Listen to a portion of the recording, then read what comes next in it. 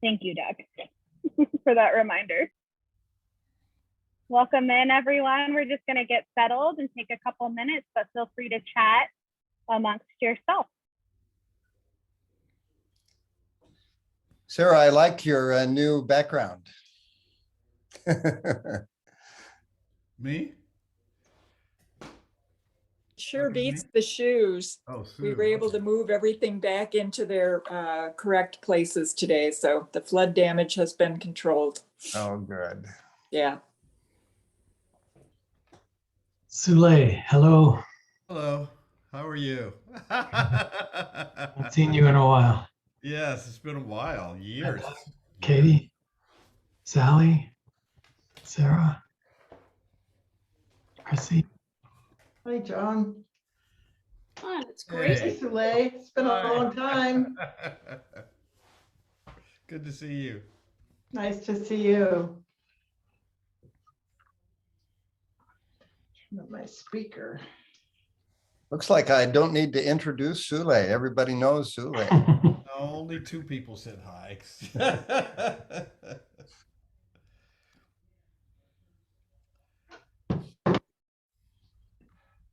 So we are live on Facebook now. If anybody wants to go in and share, it's on our Arizona Faith Network page.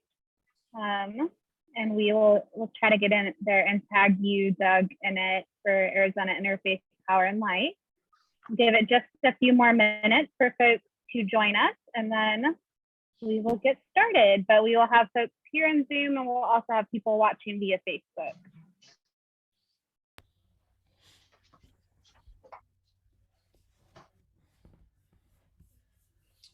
Paul, how are your frogs doing?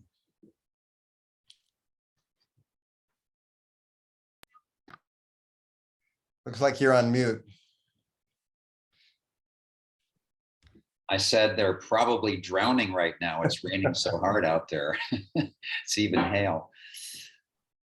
Paul and Linda have Chiricahua leopard frogs in a pond in their yard. It's pretty amazing. These are endangered frogs, and they're working with what, Forest Service to distribute some of them? U.S. Fish and Wildlife Service, which manages the threatened and endangered species programs, and the Arizona Game and Fish Department that collaborates with them in creating habitat on private land. So we have a safe harbor agreement, and we raise tadpoles and frogs, and this year was a particularly good year.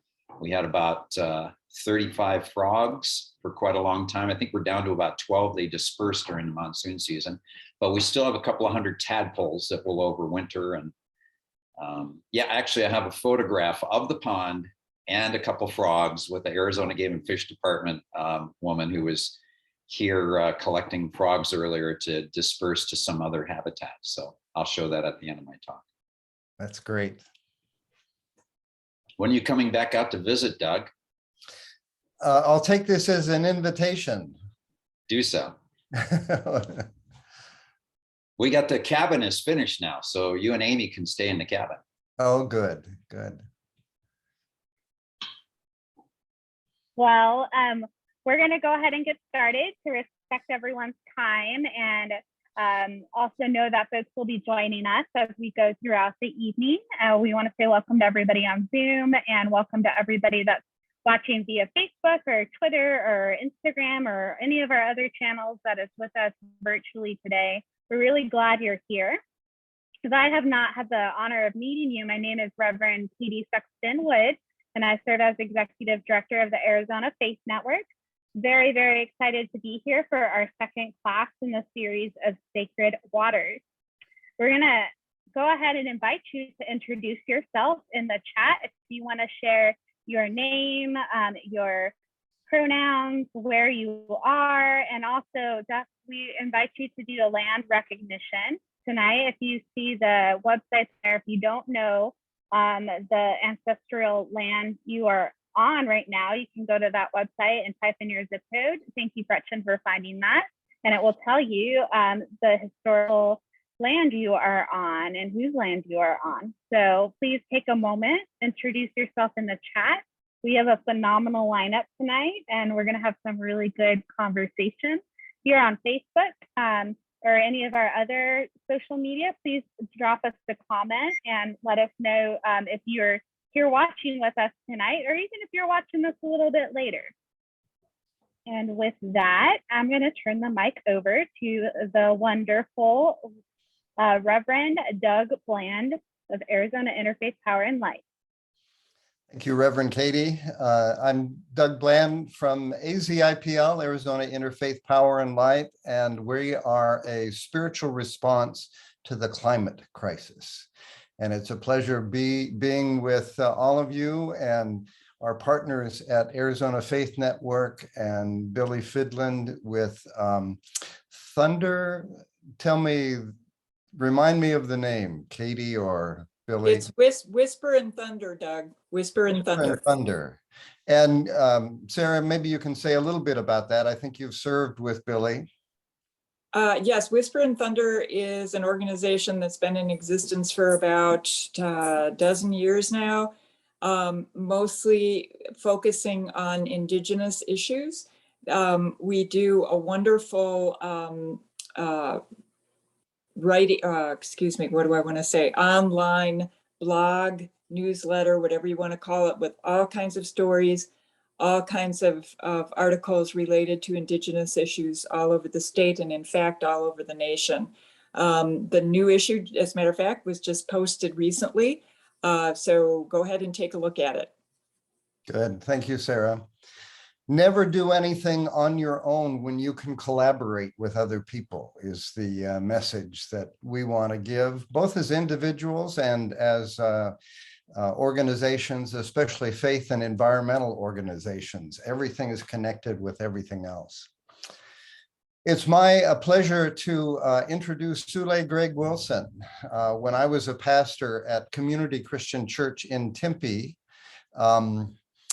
the first Winter's Light that we had, which was always our most popular storytelling concert, I contacted Sule and asked if he would tell a story.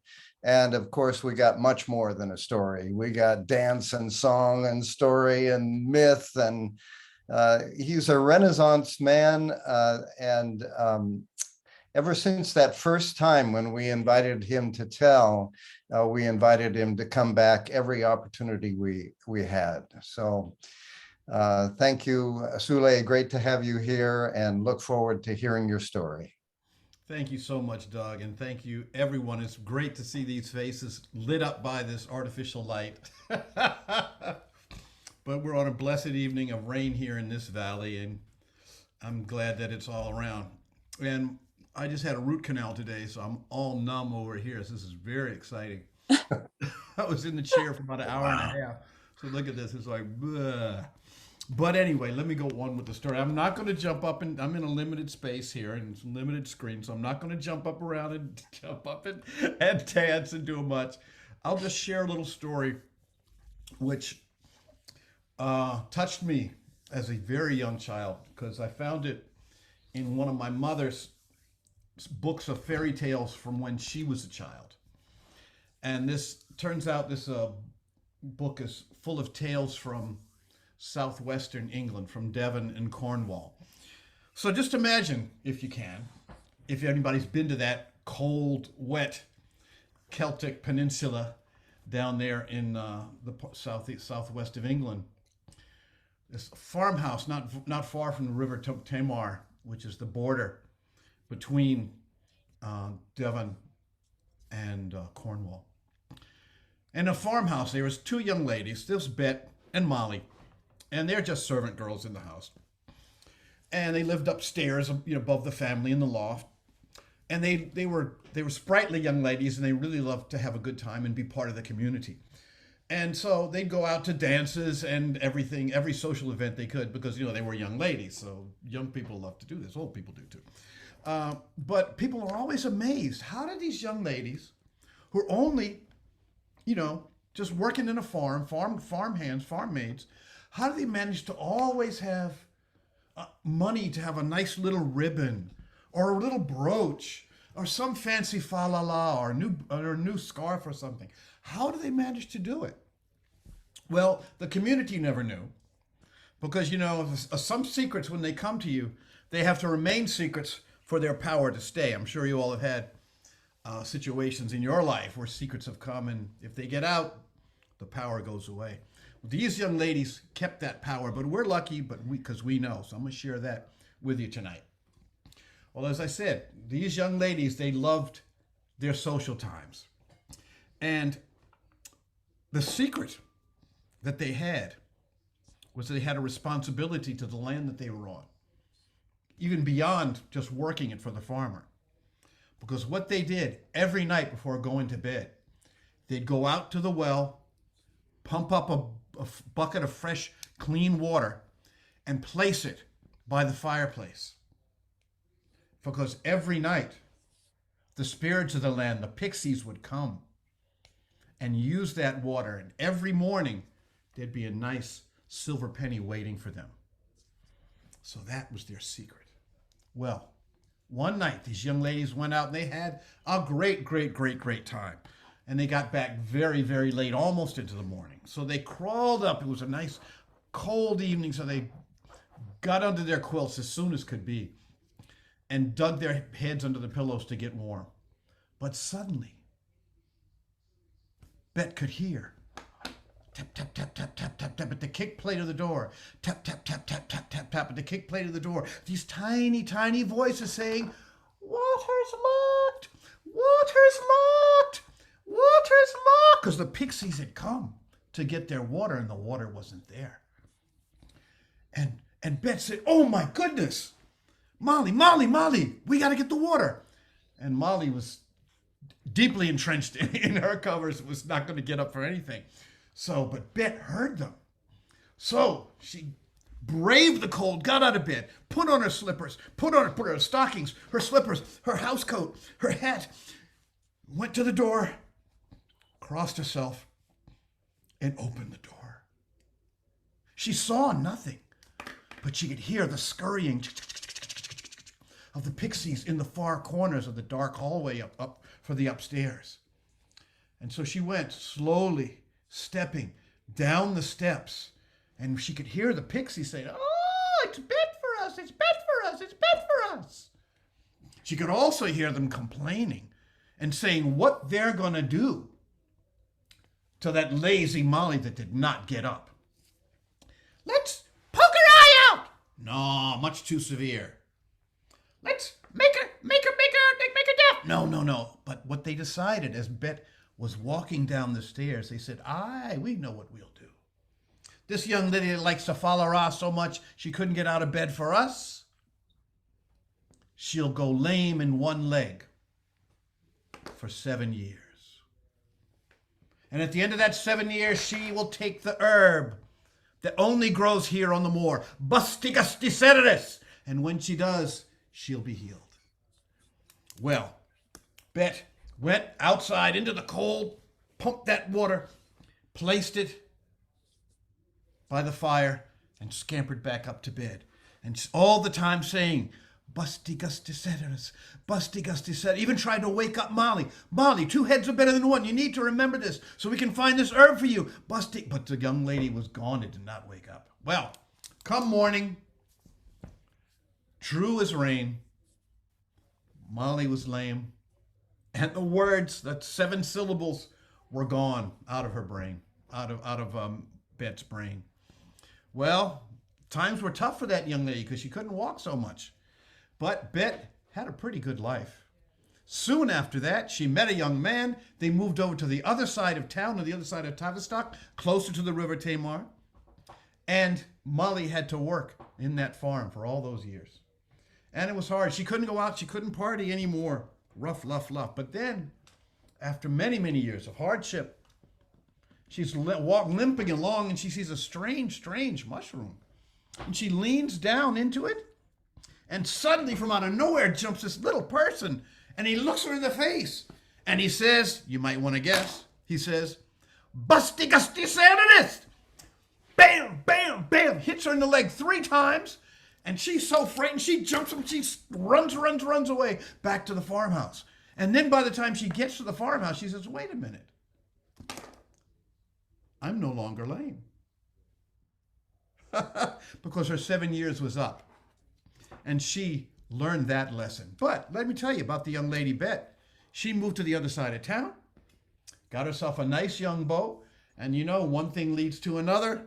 They raised a family, and you know, she always made sure that she kept her relationship with the Pixies.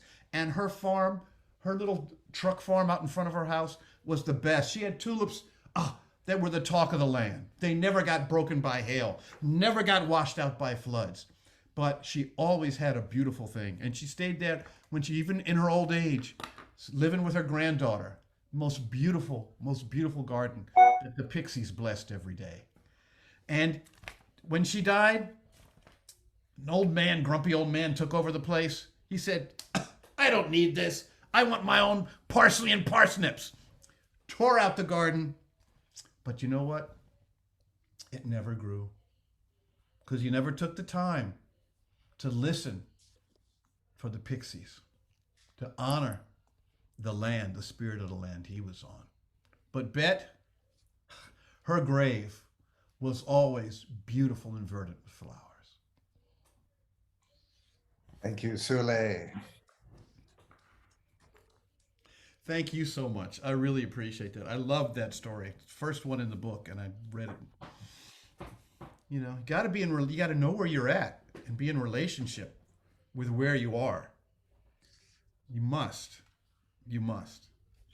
Perfect for this water series, Sacred Waters. So thank you so much, Sule. Well, it's my pleasure to introduce Paul Hirt. He's a historian and has focused especially on history of the West and environmental issues and sustainability issues. And this was at ASU most recently, where he's recently retired. And he also served on the SRP board, where political important decisions have been made and are continuing to be made. We're not always happy with decisions that are made, but we're convinced that Paul has planted some seeds that are going to bear good fruit at some time. So welcome, Paul. Thank you, Doug. And thank you, Sule, for the delightful story.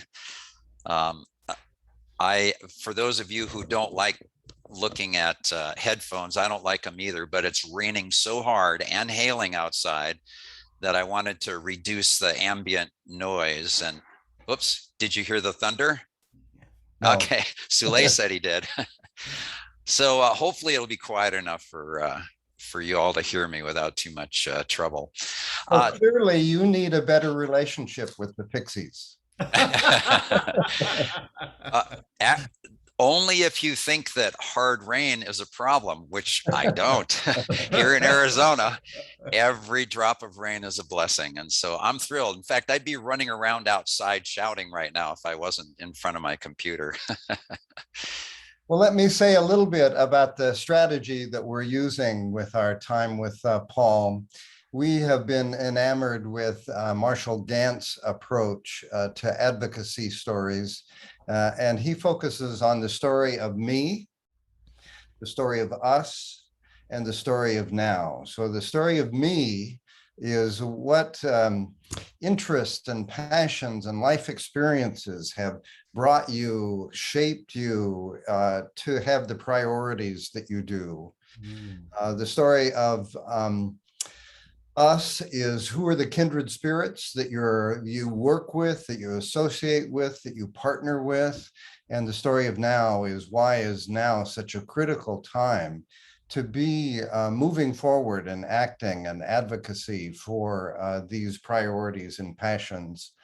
And we're using that storytelling approach in part because every story, anytime you read a novel, it's really autobiography. You're trying to put yourself in that narrative and ask yourself questions about what would I do? So at the end of this was actually Paul's suggestion, at the end of this series, I think we may consider asking you to tell your stories of me and us and now, and what it is you're going to do from what you've learned during the water series. So Paul, let's start first with that first question, the story of me. What are the experiences and events that shaped you?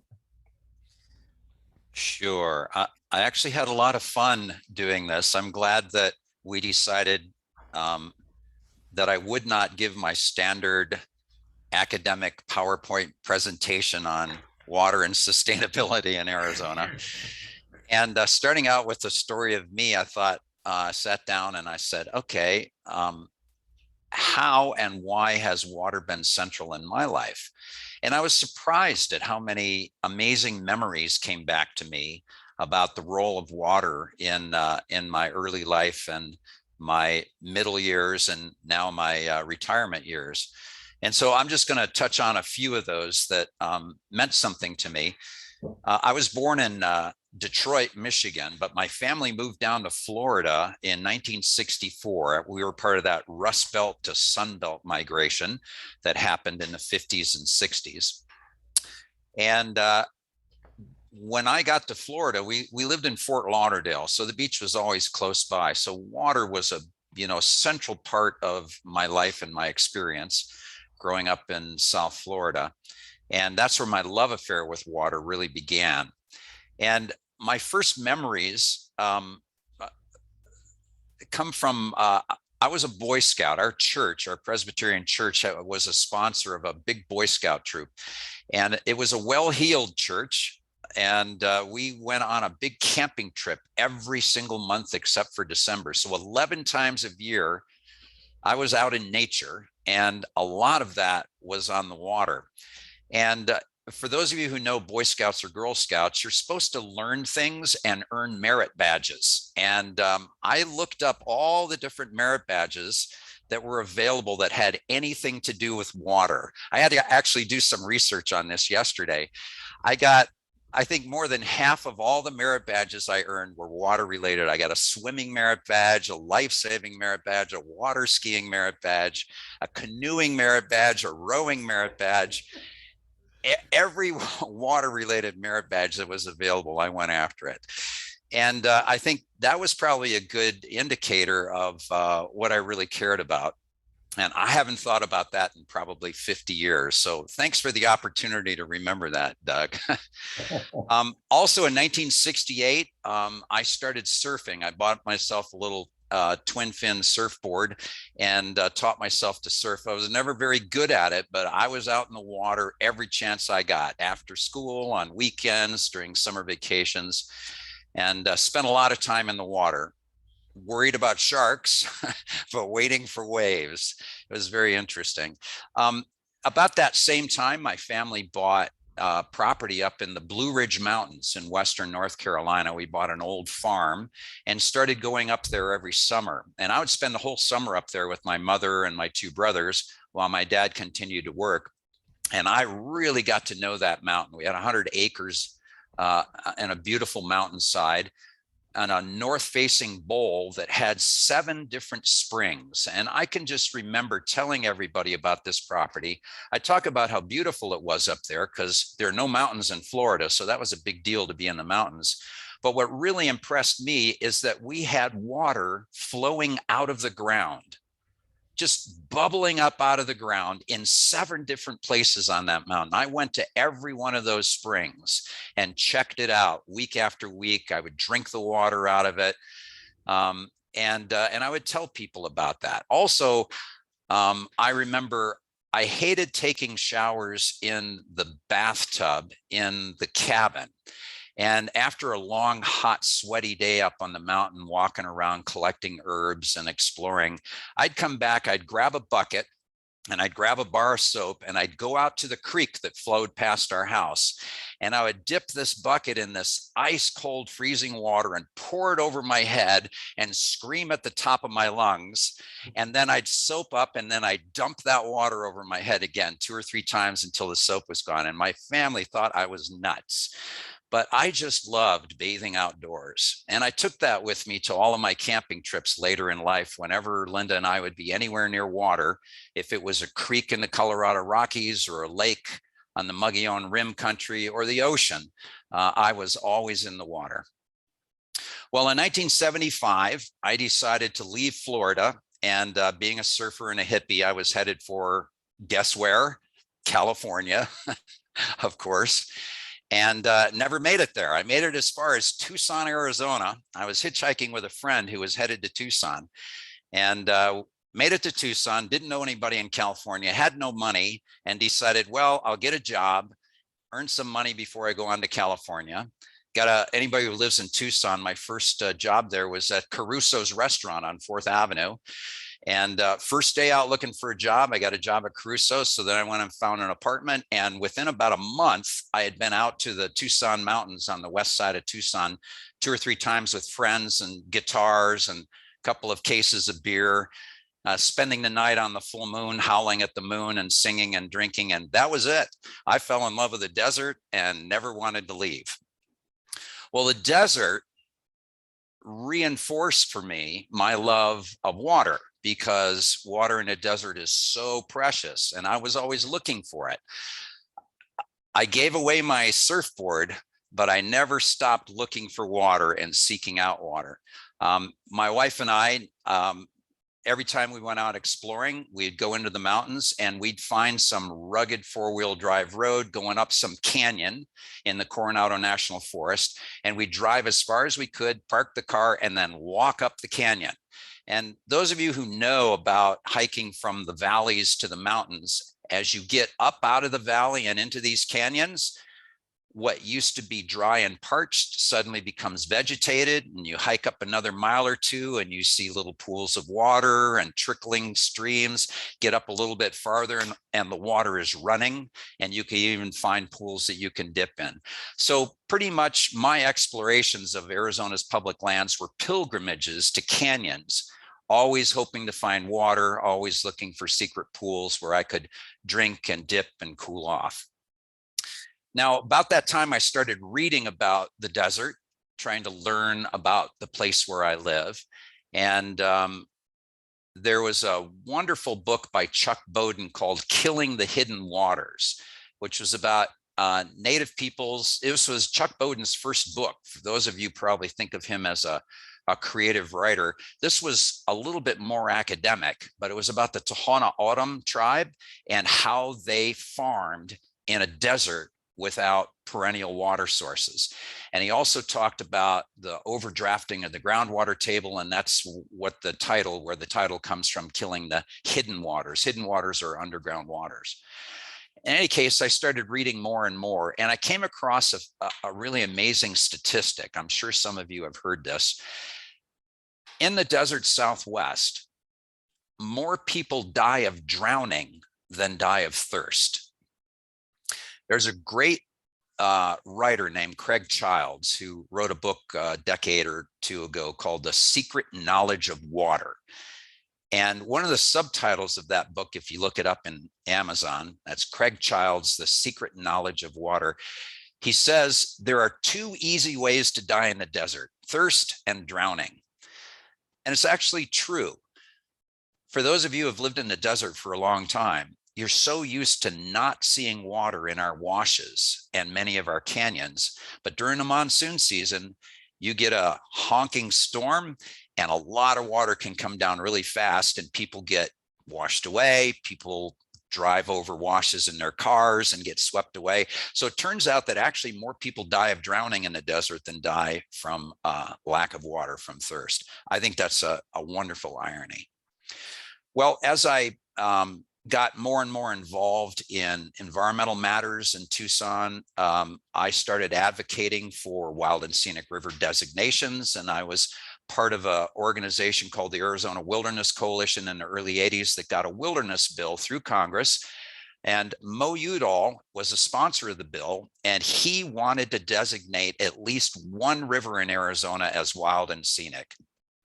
And the only river in his district was the Verde River, the lower Verde River. That stretch of that river went into the 1984 Arizona Wilderness Act that I helped to get passed through Congress. And so that was my first sort of success in preserving a free-flowing stream in Arizona. About the same time, we converted our yard to xeric landscaping, and then I started my PhD program and started writing and teaching about water and sustainability in Arizona. 27 years later, I'm now retired. I'm not writing as much academic work, but I'm still doing plenty of public presentations and plenty of writing for the general public about water and sustainability and energy. But in the meantime, while Linda and I was still a graduate student, and I'm getting to the end of my story of me, we lucked into the opportunity to purchase 3 acres inside the National Forest in Cave Creek Canyon near Portal, Arizona, in the Chiricahua Mountains of far southeastern Arizona. And we knew that this was going to be the place that we were going to retire to and spend the rest of our life at. And that came true about 1.5 years ago after I retired from ASU. But we have these 3 acres along a perennial stream. The water flowing in Cave Creek flows year-round through our property. And that, my friends, is a miracle. I can tell you from 30 years of exploring the desert Southwest, if you find a perennial stream that flows year-round, you are in 1/10% of Arizona's landmass is perennial water. So I feel extraordinarily lucky and blessed to have a home alongside a perennial stream. Here's a statistic for you. Nearly 80% of Arizona's wildlife species depend on riparian areas for food, water, shelter, or migration during some portion of their lives. A riparian area is the vegetation that grows alongside streams and lakes and marshes. It's water-associated vegetation. And it's like I said, about 1/10% of Arizona's landmass is riparian. And they're super critically important for all species, but particularly wildlife and birds. And we've lost about 90% of our native riparian ecosystems over the last 150 years in Arizona, from dams and diversions and groundwater pumping and soil erosion and drought and climate change. And there are very, very few intact riparian areas left in the state, and they're critically important ecological gems. So I've spent quite a bit of time working on stream restoration through the Sky Island Alliance, restored our own streamside vegetation here. We bought this property from a rancher who grazed as many cattle as he possibly could. And when we bought the land, it was 2 acres of dust bowl and no vegetation growing along the stream. And now we've got, other than large sycamore trees, now we have cottonwoods and willows and grasses and horsetails. And we've created this little wetland that Doug mentioned, a pond for rearing endangered Chiricahua leopard frogs. So that's the story of me and water's role in my life from the time I was about 9 years old until the time I'm almost 69 years old. So going on 6 decades of loving and living with water. Thank you. I'm sure you've inspired us to think about our own stories in relationship with water. I know you have me. You touched on a few of the us's that are involved in your story, the Wilderness Society and Mo Udall and Sky Island Alliance. So any others you would mention in the story of us? And then let's touch on that briefly, as much as you want, and then move to why is this such a critical time for us to be caring about water in Arizona? Sure. Well, probably most importantly, the us would be my wife, Linda, and I. We've been exploring together since 1981. And most of my experiences have been shared by Linda. She likes jumping in the creek as much as I do, or at least she used to. And And so that's another important us. You need to be able to share the things you value with somebody who also values them. You can reinforce them with each other. You can, you don't have to explain why you like doing something so much when you're with somebody who likes it just as much as you. And, we're social creatures, and finding friends and partners that you can share these experiences and values with is really a critical part of the us story. But as Doug mentioned also, I like to, my parents taught me to be, to walk the talk, to be somebody who lives a life that makes a difference in the world and in other people's lives. And so whenever I focus on something that I love, I can't just say, this is good enough for me to see it and know it and be inspired by it. I have to do something to protect or enhance that thing that I love and was inspired by. And so I seek out organizations of people that share like-minded values, and we look for problems to solve. And I think that's a really important task in being a good citizen, a good member of a community, a good resident, species resident of this planet, this living planet. We have to live well and live well for others, not just for ourselves. And so the Sky Island Alliance, the Arizona Wilderness Coalition, there's probably been 30 different environmental organizations I've been involved with over time. I always tell my students, find, if you want to do something, you want to make an impact in the world, find an organization that's already doing the kind of work that you admire and care about. Join that organization, give them your energy and your creativity. And so that's the last us is I had a whole career of teaching. I was a historian, and historians use stories about the past to illuminate why things are the way they are today, to hopefully illuminate a path toward the future that we want, a better future than we inherited. And so the final us is that us in the learning community, the larger learning community, since we're all lifelong learners.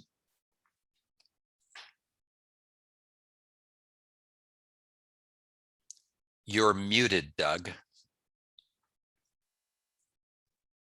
Thank you. So why is this such an important time for us to be protecting water? We see it in the news a lot, but what would you say about that? If you'll allow me, Doug, my last outline is about how do we think about water? And I close on what can you do now? So if it's okay, I want to go through how do we think about water, just to sort of expand our horizons a bit, and then go into what can we do now, or you. So what is water to us? And the first thing that came to mind for me was water is a kind of a utility. It's something that we make use of. When I need to wash my hands, I look for the faucet because water comes out of it. When I want to really wake up, I go to take a shower.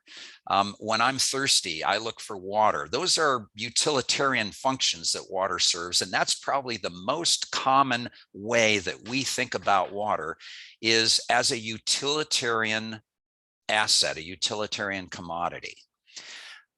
Water is also a necessity. And because we're so good at providing water, we don't usually experience it as a necessity. But a lot of people in this world, among the 7 billion or so people on this planet, there's probably a majority of them that experience water insecurity or water pollution in ways that we don't hear in the United States very often. And so it's good to remember that water is an absolute necessity for life, not only life of our own life, but also the life of all other living creatures on this beautiful biological planet that we're on. Another thing that water is an economic commodity. Whoops. try to turn that off. Water is an economic commodity, and too often in the policy arena, that's the only thing that gets focused on. There's a number of big international water corporations like Veolia Water in France that have been saying for a couple of decades now that water is the petroleum of the 21st century, that there is going to be a scarcity of water, and that water is going to be marketed. It could be bought and sold. It can be owned, and it can be a profit center. And this is something that we have to be on the lookout for, because to a certain extent, water is a commodity that we pay for.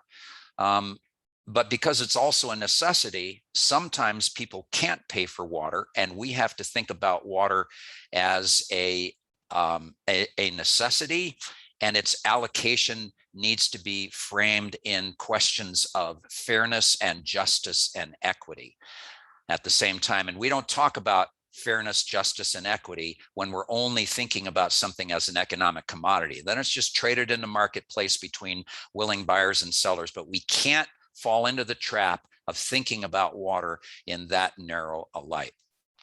Water is also a focus for politics and policy. So we just had a couple of years ago the drought contingency plan about who's going to take cuts in their water supply as the Colorado River water reservoirs drop deeper and deeper and deeper. And we had our first shortage declaration just a couple of months ago, and Arizona is losing about 1/3 of its allocation in the CAP canal. And again, the CAP canal itself is a matter of politics and policy around water.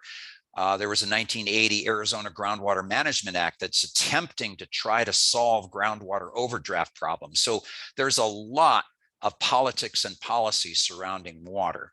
And that's where we can talk about balancing water as a commodity with water as a right, and water as a means of achieving health and justice. There's a famous quote that's often attributed to Mark Twain: "Whiskey is for drinking, water is for fighting." And I got a funny image to show you at the end. So finally, water is also a carrier of culture.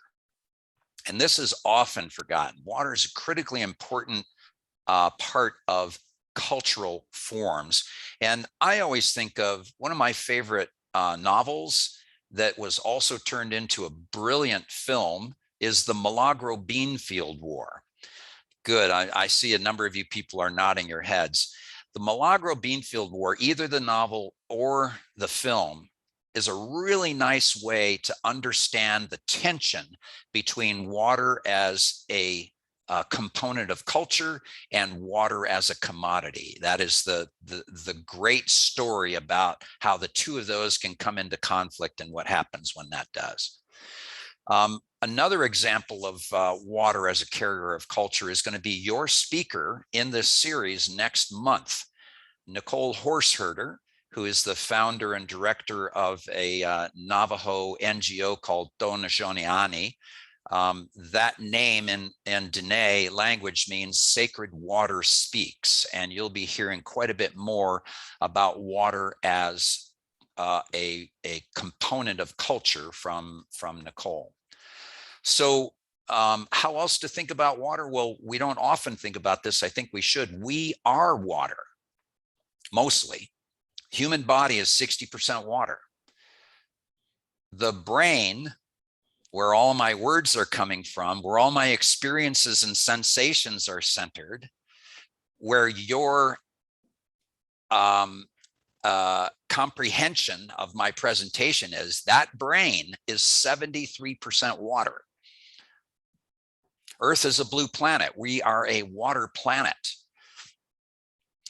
A lot of religions recognize water as sacred. I think that water in the desert, a spring in the desert like Quito Baquito Springs and Organ Pipe Cactus National Monument down on the US-Mexico border, is a sacred space. And I started thinking about this. All my dipping in creeks on all my camping trips, that's my own personal baptismal ritual. And all of my drinking from springs and creeks when I'm confident that it's safe to drink. That's my form of communion.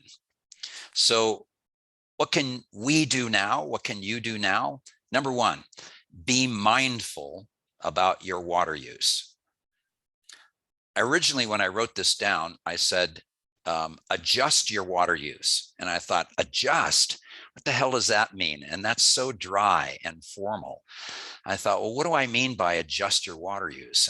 And I thought, I mean, pay attention to what you consume. Don't be profligate. Be appreciative, be grateful when you use water. And I realized, well, this is all about being mindful of something that's really precious that we too often take for granted. Number two, meditate on water's role in your life. I had so much fun thinking about water and its role in my life for this exercise that I strongly encourage all of you to do the same thing.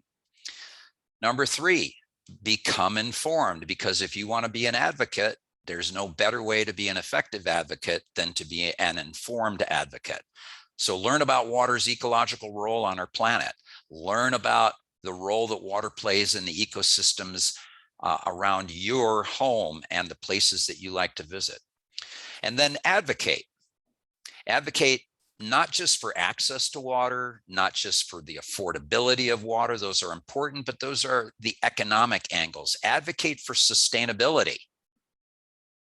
Advocate for justice in water management. And then the last two, commune with water in nature whenever you can. Get out of your house, get out in nature, find some water, and sit and commune with it. And finally, celebrate water in every medium that you use to express yourself, whether it's a song, whether it's poetry, whether it's writing, whether it's photography, that's my medium. Celebrate water in every medium and drink some too, as Sule is doing now. All right, that's the end of my presentation. Thank you, Doug.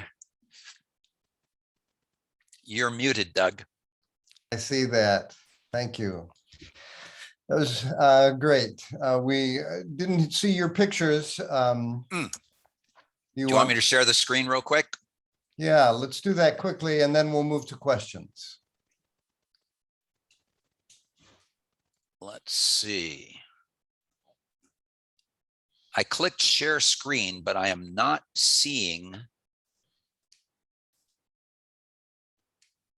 Yeah, I think we're gonna not be able to do it. I'm not seeing my PowerPoint presentation to share, and rather than waste any more time, unless somebody has some advice for me about how to share this.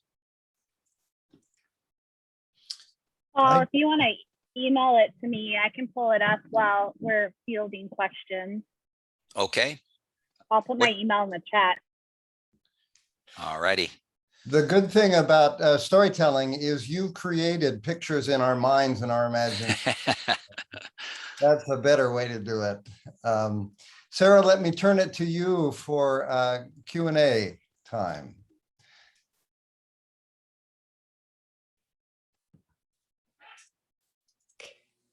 Okay, thank you. Somebody unmuted me, which I'm very grateful for. I was trying to do it myself, punching away at my screen, and nothing was happening. So whatever gremlin out there unmuted me, I appreciate it. So I'm Sarah King with Arizona Faith Network and Whisper and Thunder. And I'm here to encourage questions to Paul. He gave a really interesting presentation and wasn't at all what I expected. This Marshall Gantz format, it's very freeing, it's very liberating, but it leaves a lot of the work, the heavy lifting, up to the audience to probe a little bit further into each of these questions. So I would encourage anybody out there who would like to go deeper into Paul's me, us, and now, raise your hands in the chat or just speak up, and we will put your question before our speaker today. Are there any questions right now?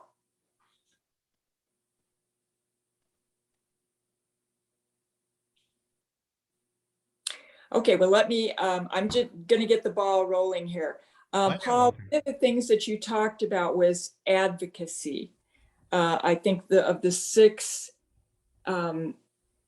pillars that you gave us at the very end of ways to be with water, advocacy. And I think that is something that's on all of our minds right now. One of the things I'm thinking of that actually was pretty effective a few years ago was Nestle Waters wanted to open a company in Phoenix and extract millions of gallons of water from our resources to then rebottle and sell, which to me is just, to me that just sounds sinful. This water that should be free and available to everybody was going to be sort of mined by this company, put into plastic bottles, another assault on the environment, and then resold as a product that is just water. 48,000 people signed a petition against Nestle Waters starting this company. They went ahead and did it anyway, but shut down a couple of years later. I did some reading about that particular company, and some of the statements by the CEO and representatives of the company was, this was just a really difficult place for us to do this, and rightly so. There's a question in there somewhere, I think I lost it along the way, but is this the kind of advocacy that that you envision when you talk about advocacy, or are there other specific things that you can describe that we might be able to grab onto and run with? Sure. Yeah, there's so many different ways of advocating for water, and that's one that I would say is in the justice camp. And there's a ton of justice and fairness issues in water allocation and water pricing, water ownership, water access that we need to talk about. For example, the Navajo Nation has very few water resources available to it.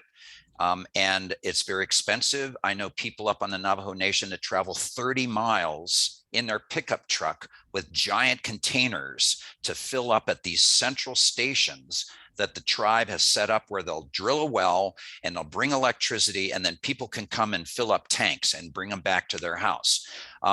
Nicole Horseherder, who'll be talking to you next month, her family homestead is in a place with no running water. They used to have springs, and the springs have dried up over the last 40 years, in part because of groundwater pumping for the coal economy up there. So that's a very serious justice issue. And there's a lot of that, both locally and worldwide. One of the things that I was involved in that's not on this sort of justice scale about water for people, it just occurs to me, Detroit, one of those little cities in Detroit that had lead in the pipes. There's another example. The infrastructure that delivers water is sometimes pretty poor, and people can get polluted water, water that's unreliable, water that's dangerous to drink, etc. So there's just a ton of that. And if you're motivated by that kind of advocacy, there's so many things that you could do. Another form of advocacy that I've been deeply involved in is water sustainability. That is over relying on, for example, the Colorado River, so that we've got every single drop of water in that river taken out of the river and distributed through canals and pumps and pipelines to big cities and to farms. And we're pulling out more water than is in there, especially in the light of 20 years of drought and extended climate change. There's going to be less and less water available in rivers, and we're trying to maximize all that use, and we're not leaving any water in the river for anybody else, any other species on the planet. The fish, the birds, vegetation, insects, butterflies. Everything else on this planet needs water too. And we're not reserving any of the flowing water in our streams and creeks and rivers for anybody other than us and our big agriculture and our burgeoning cancerous cities. And so there's another issue, is in-stream flow. How do we keep some water in nature for everybody else who needs it? How do we manage our water resources sustainably? Then there's riparian vegetation, which is what makes water related ecosystems so valuable, is all this unique and interesting riparian vegetation like cottonwoods and sycamores and willows and reeds and rushes.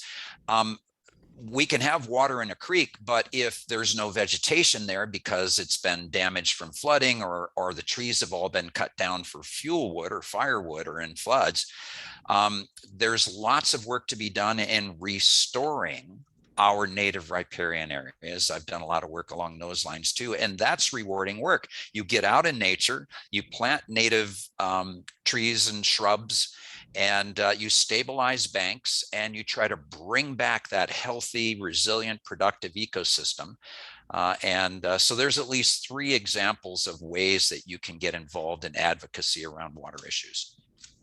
Paul, thank you. That was very, very helpful. And I think the message here is that there are a lot of ways we can advocate. Pick one and go for it. We do have a couple of questions that are coming from our audience. First, I'd like to call on Linda Stenholm, and then after that, we'll take Carrie Meister's question. Okay, Paul, I can think of lots of questions for you, but the SRP issue, of course, coming up lately, if you have any ideas how we can hope the last couple steps in possibly getting that finalized, maybe we can advocate along those lines. And also about mines in general, if you talk a little bit more about advocacy around mines and water. Sure. Can you clarify what you're referring to in SRP? Because SRP is both a water managing organization and an energy managing organization. And I was involved mostly on the energy side. And a bunch of big farmers are the ones who control all of the water decisions. But anyway, specify a little bit more so I can respond intelligently.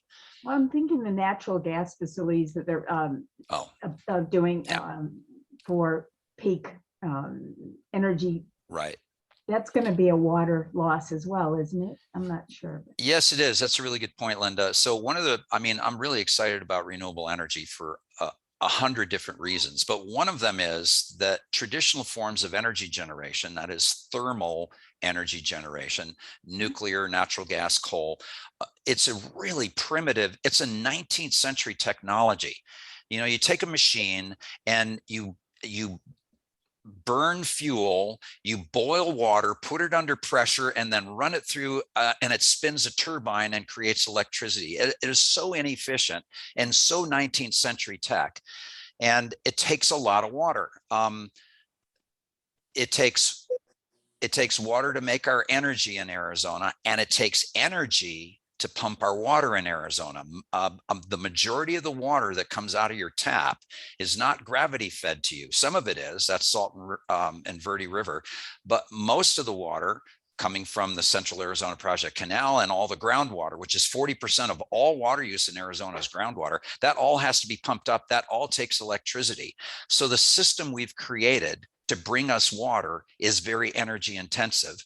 And the energy system we've created to make electricity for pumping is water intensive. And the more we shift over to renewable energy, the more we're going to reduce the intensiveness of our energy system and clean it up and reduce climate change. Also, we're going to save a ton of water because wind turbines and solar panels don't require water. Yeah, got to clean solar panels every once in a while, but the amount of water required for solar photovoltaic panels is about 1% of the water that's required for, say, a coal-fired power plant. So yeah, I was really upset when SRP decided to build 16 new natural gas-fired power plants for peaking power. They're claiming that they need it to be able to accommodate more renewable energy because renewable energy is intermittent, but it is not true, because you can accommodate the intermittency of renewable energy with affordable energy storage systems, including lithium-ion batteries and pumped hydro. And there's all kinds of technologies for storing energy temporarily to manage the intermittency of wind and solar that don't require natural gas. Your second question, Linda, was about mining, right? Yeah.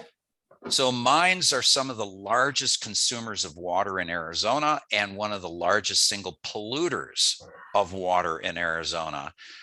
You know, we got to have minerals, but it doesn't mean that we have to mine the way we mined before there were any environmental regulations. Most of the large mines in Arizona, for example, were started long before there was a Surface Mine Reclamation Act, SMCRA, the Resource Conservation Recovery Act. There's like a ton of environmental laws that were passed in the 1970s and some additional ones in the 1980s that tried to make mining a little bit less environmentally destructive.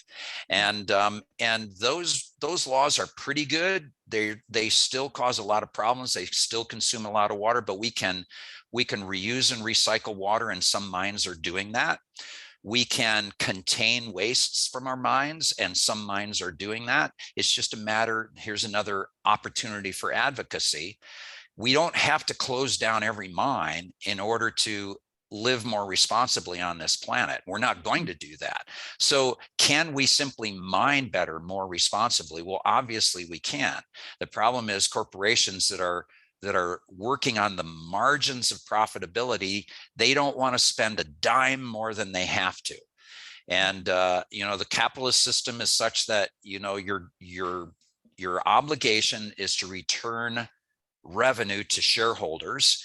And when you can't make a profit anymore, you close up and reinvest somewhere else. And we've got to make sure that mines are reclaiming their lands afterwards, and there are federal laws that require this now. Most mines have to put up bonds to make sure that there's reclamation. But if you're not watchdogging, they'll try to get away with as much as they possibly can. And the federal agencies are underfunded and sometimes staffed by foxes that are guarding the hen houses. So it's a constant effort to, it requires persistent democracy to make our environmental laws work.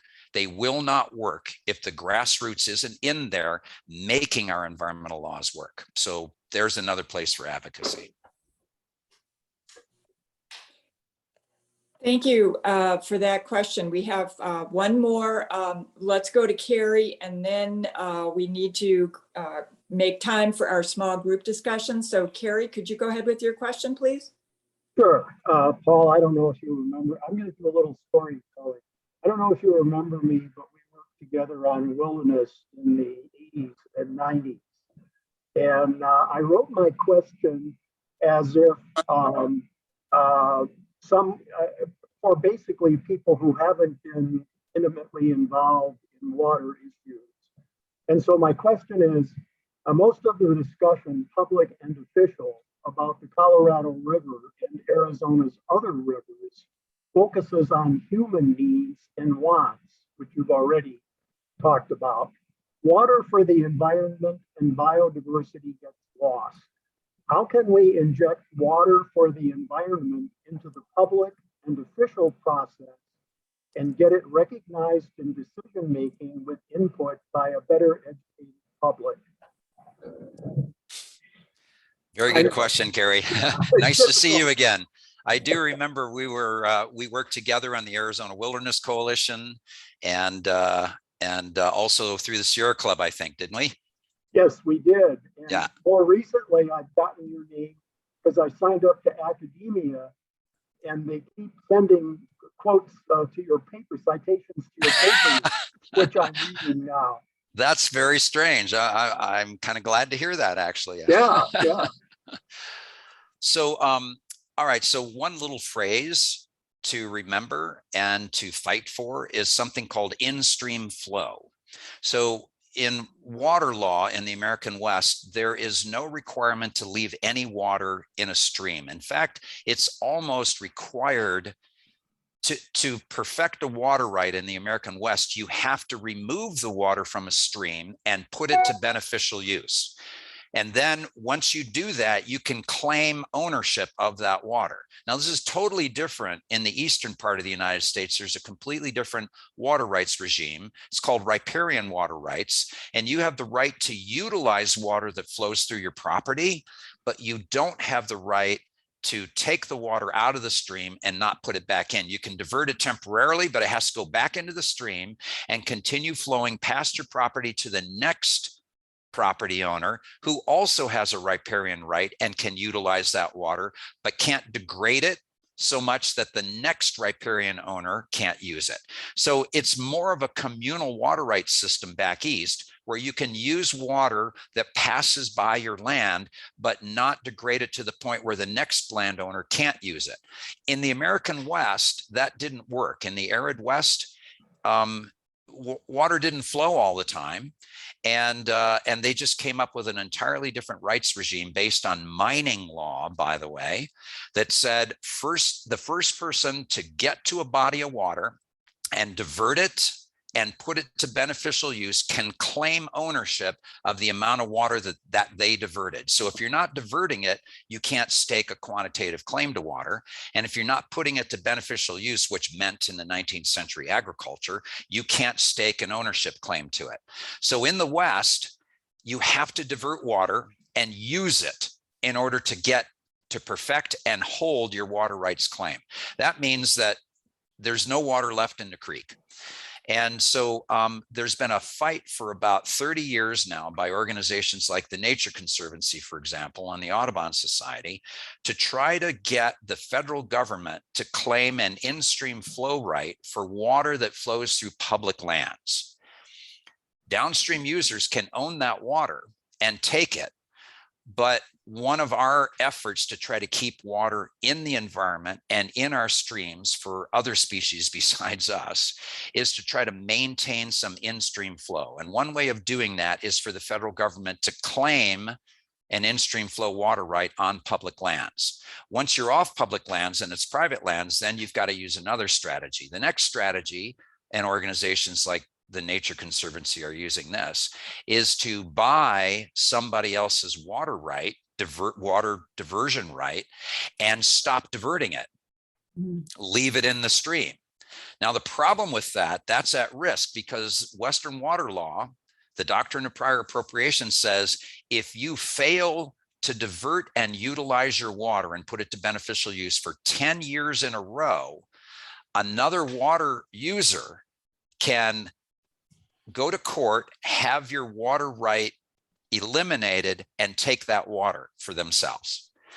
So you sort of have to keep diverting water in order to keep your water right. And so the Nature Conservancy and other organizations have been trying to make changes in the law that allow private water right holders to keep the water in the stream without ending up losing that water right and having somebody else come and take it.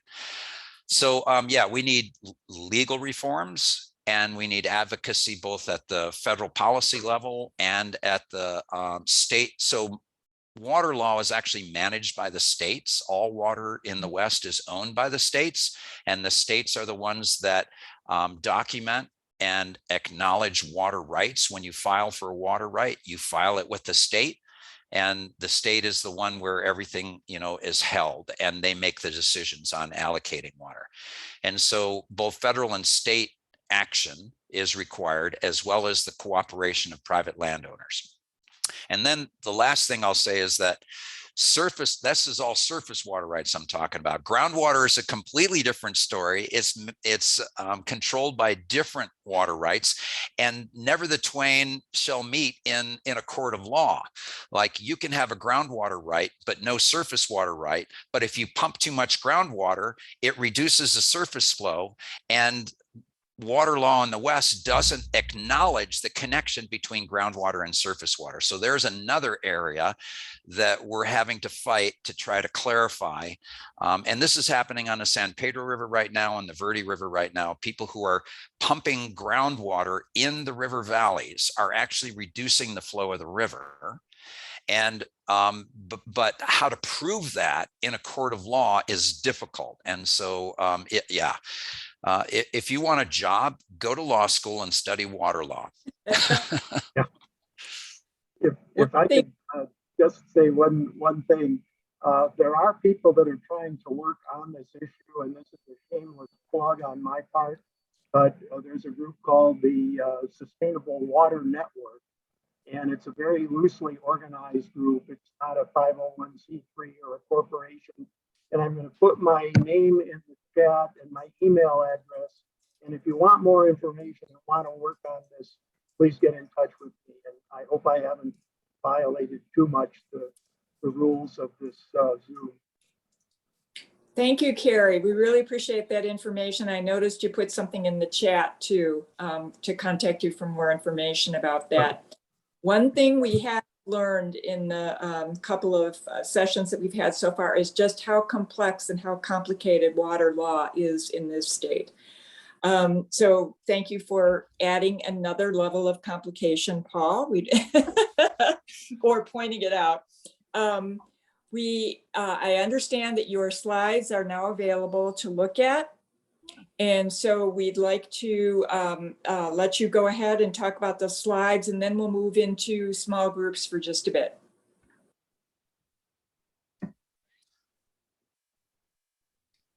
Can you make that full screen? There we go.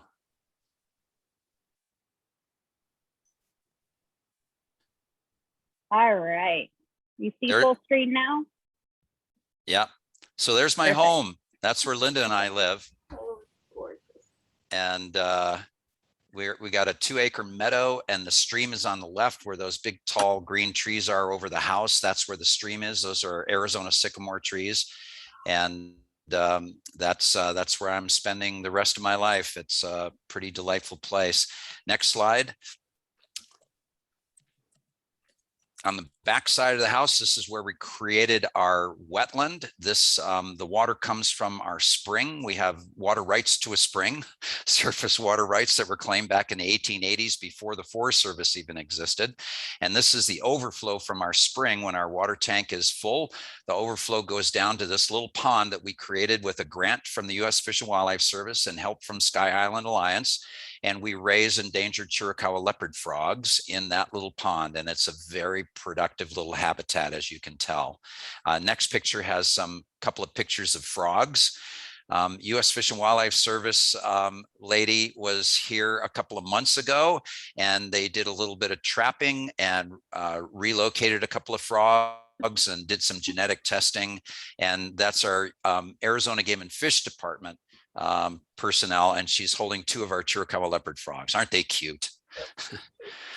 And I think this is the last picture going on next. Oh yeah, that I love that. Discussing water rights, a Western pastime. That's whiskey is for drinking and water is for fighting. That's an example of that. All right, I think that's it. There's not another one, is there? No. Thank you for indulging me, everybody. Thank you. The farmer and the rancher once again. Yeah, right. Thank you so much. Those pictures were absolutely delightful. And yes, those frogs are very cute little critters. So now we're going to break into small groups. We have a couple of framing questions, but one of the things that we want to keep in mind is to try to make our small groups as appropriate to the content of the session as possible. And Paul put out a question: how do we think about water? So perhaps that could be part of our discussion. Katie, do you have the groups ready to go? I do, and we're going to keep one group here in this main room. So if you do not see a number pop up right now, just stay right here, and we'll start, and we'll have, I think, about 10 to 15 minutes for these times, and we're going to come back together afterwards. So we're probably going to keep it to 10 minutes, actually. All right.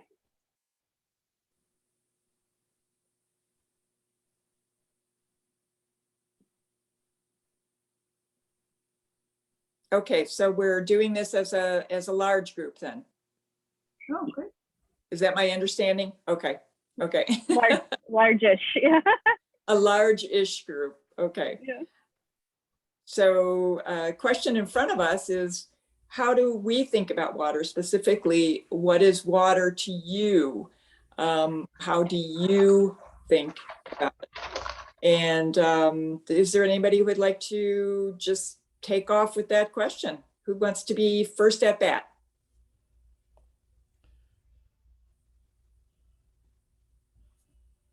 No takers?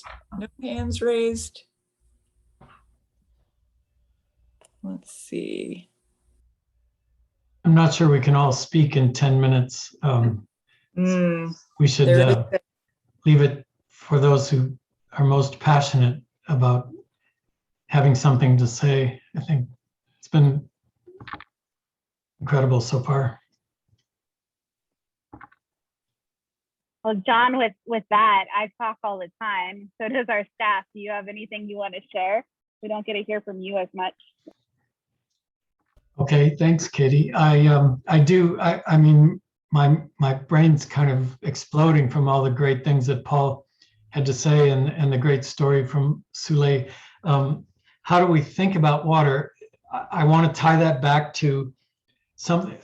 I mean, I circled like 8 things that he said, but continued advocacy is needed to make the laws work. I have some direct experience with that. Forgive me for those of you who were in my group last time that I talk about the Mono Lake Committee because I helped raise money for them for 28 years.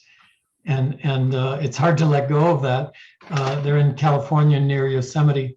And the Los Angeles Department of Water and Power built their aqueduct up to Mono Lake and drained it, almost destroyed it until this group saved it.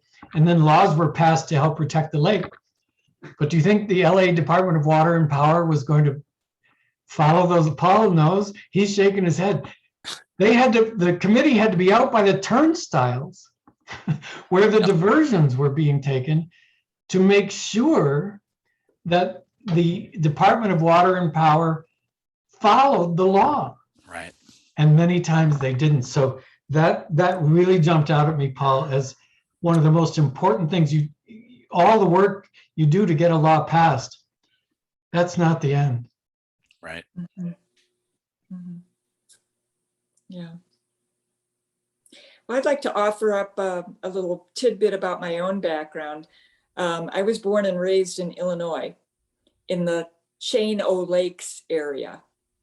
In other words, I was surrounded by water. Just a block down my street was a little lake that was the neighborhood swimming hole and ice skating central in the winter. I was always either in or on the water. And then came this big decision to move to Arizona after my husband and I finished our graduate degrees and came out to the desert. And I'll tell you, the contrast was tremendous. It was huge. And I've never become so mindful. Thank you, Paul, for the mindfulness piece of water use since I've been in Arizona. I try to make it a practice to be very very aware of every drop of water that goes down the shower drain. Every time I turn on the tap for a drink of water, every time I turn on the tap to brush my teeth. I never thought about that in Illinois because I was surrounded by this stuff. It just never occurred to me. So it was a real personal transformation to come to this state and be in, and so many of the years that I've spent here, Arizona has been in a drought, a very serious drought.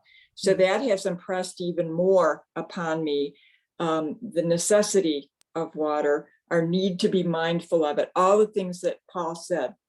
So thank you for letting me share that. It's just been a real revelation for me. So funny you say that, Sarah, because Mine was the opposite. I grew up here. And so my whole life, we've been in a drought, not my whole life, but a good chunk of it.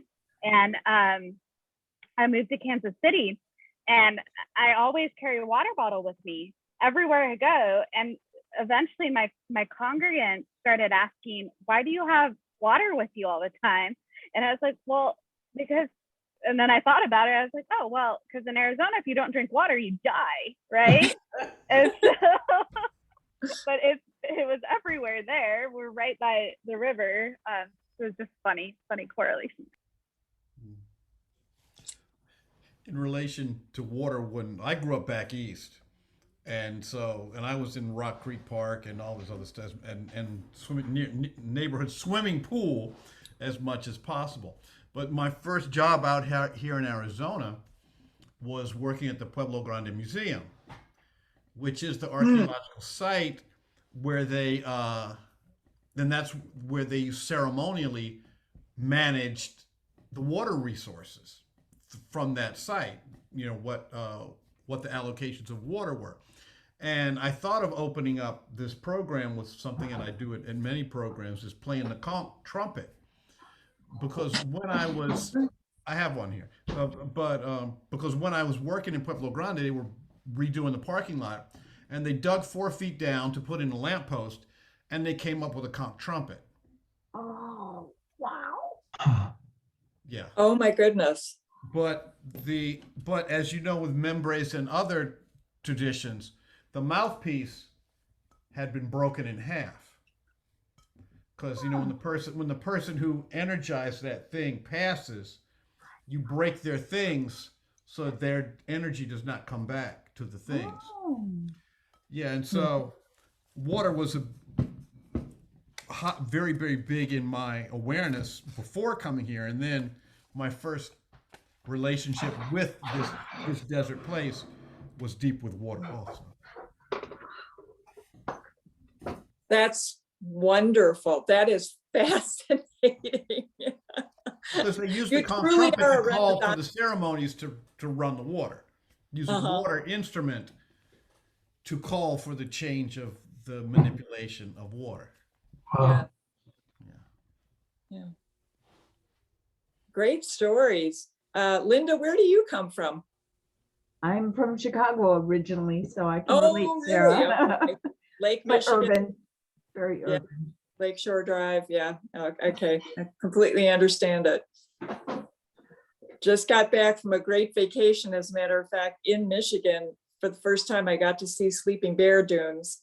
Absolutely gorgeous. And being both on the bay and along the lakeshore brought that huge big water experience right back to me. It's a beautiful place, and just there's nothing like running up a huge dune, getting to the top and seeing another body of water just on the other side. It's just fantastic. If you haven't been there, go see it. It's just absolutely gorgeous. I was raised in Michigan and summers at the lake and that sort of thing. And so like you, Paul, I appreciate every drop. Now, my wife and I sort of do a little dance every time it rains here. We really, you know, Michigan is like, again? And here it's like, yes! I understand that. I'm from Mexico, and also, yeah, in Mexico City we have rain. So sometimes I miss the rain here in Arizona. And also something that we commend during this conversation is about to be mindful in how we use the water. And this is something that touched my heart because it's very connected with my faith community, with the Buddhist community. So thank you. Wonderful. I think we've all shared. It's interesting. It seems like we've talked just in this last minute about the joy that the experience of water brings us. And another thing to meditate on and to take with us, water is indeed life. And it's a joyful thing. It's a necessity. We are of water. We are in and of water. Beautiful concept. Thank you all for sharing. I think it's probably time for us to return to the big group. Yeah, we don't have to go anywhere because they'll come to us. So we got about It's- 30 seconds. Okay, okay. I took this morning. I dropped my wife off. This is Salt Rim Rapima, Maricopa. Wow. Just, yeah, Gorgeous. you could see the water So in the pretty. air. And Yes. I had to stop In the because the water cloud. was flowing so hard. I just had to sit and appreciate it being there. Oh, wow, thank you. Beautiful picture. Thank you all. Here they come. Here they come. Da-da-da. All right. Ew, medical room. Well, welcome back, everyone. We only have 5 minutes left, so Sarah, if we want to do any big report outs from the group, and then we're going to have a meditation to close this. Cool. Okay, okay. Well, let's see. Is it okay if I be like the teacher and pick somebody out to speak for our group? Okay, I'm gonna pick on Linda. Oh, no. Linda, what did I'm we the talk shy one. Oh, let's see. Fun sharing about our personal memories of water and the discrepancies between different experiences across the nation. How much we valued water. I was thinking about when we were young too. We all take it all so much for granted. No, we certainly don't now. a lot of memories, a lot of joyful experiences with water. So yeah, we had an interesting conversation. We kind of went down memory lane, and it was a lot of fun. Anybody else from my group who would want to add something to that before we move on? Sule, Okay. miraculous story though of the trumpet when he was at the Pueblo Grande Museum. Wow. Yeah, that was really interesting. Another story to add to your repertoire, Sule. Okay, other group, what would you like to share about your experiences in your chat in your group? Doug, you're muted. I've got a trouble with mute tonight. So I want to say that Paul didn't talk a lot about his spiritual background, but looking at the 6 things that he calls us to do: be mindful, meditate, celebrate, commune. All of those are religion action verbs. So religion and spiritual. So it's there. Mm-hmm. That was intentional. I know my audience. That's very smart. Anybody All else right. want to chime in? Gretchen, Chrissy, Carrie, anybody else want to add to what Doug shared? You're all on mute, so Chrissy. I will just say, there's nothing so refreshing as water straight out of the earth. And Yes. I've experienced that a few times in my life, and it just sticks in me all the time. I just can go back to that whole place. It's so fresh. Anyway, you brought those memories up, Paul. Thank you. I enjoyed them. From your talk. Well, I have to say, I kind of like this Marshall Gantz thing. It has really generated a lot of conversation that we might not otherwise have shared. It opens people up. Yeah. It makes us dig deep into ourselves and relay our own experiences. Like I said, it makes us do a little bit of heavy lifting. And I think that was a really good thing for us tonight. And thank you for being so intentional about it, Paul. Yeah. Doug, thank you for making me a better teacher and a better person. Yeah. very true about Doug. He's good at that. Big thank you so much, Paul, Professor, for being here tonight and for your presentation. All big thank you for our leadership team, for Sarah, for Gretchen, for Doug, for Vasu. And we have the huge honor of getting to hear from Shuru Vasubandhu, who is on staff here at Arizona Faith Network as our Faith Community Coordinator. He is going to lead us in a closing meditation out of his Zen Buddhist tradition. Thank you very much, Reverend Katie. It's an honor for me, this opportunity to practice meditation together. So I invite everyone that we can close our eyes together and that we can practice consciousness breathing. So right now that we have our eyes closed and that we are connected here virtually and that we are learning together how to be mindful about the water, to appreciate the sacred of the water. I invite you, everyone, that we can breathe together just in a very small meditation. We will breathe 3 times. So I invite you to breathe together. If we can breathe in deeply, breathe out deeply, breathe in,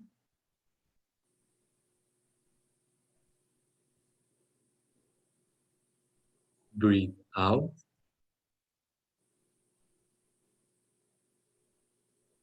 and finally, breathe in,